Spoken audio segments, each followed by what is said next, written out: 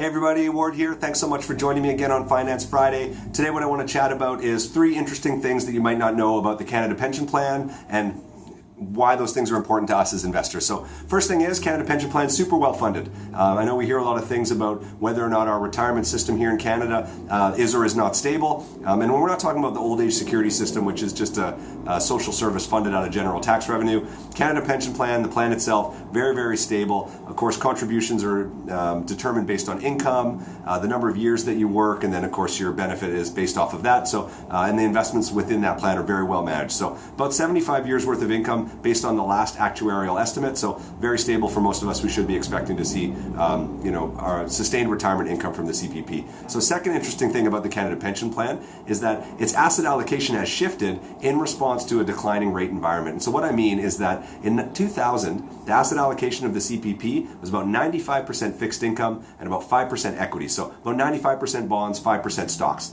Now, as of 2016, it's about 50% equities, 20% real investments like real estate and infrastructure, and about 30% fixed income. So as rates have come down, the asset allocation of that plan has shifted in order to maintain the level of income and return that we need to meet the obligations of the plan. So the third interesting thing that I found out about the CPP that you might find interesting as well is that of the $315 billion worth of assets in the plan, about 50 billion of those are invested here in Canada, and about 265 billion are invested outside of our borders. So very well diversified geographically, and of course that makes sense because the lion's share of the investment opportunities are outside of Canada. So for us as investors, I think it's very, very interesting to realize that if we want to sustain income over a long period of time the way the CPP will, that we need to A, change our allocation in response to changing rate environment, and B, look for investment opportunities outside of those companies that are located here in Canada. So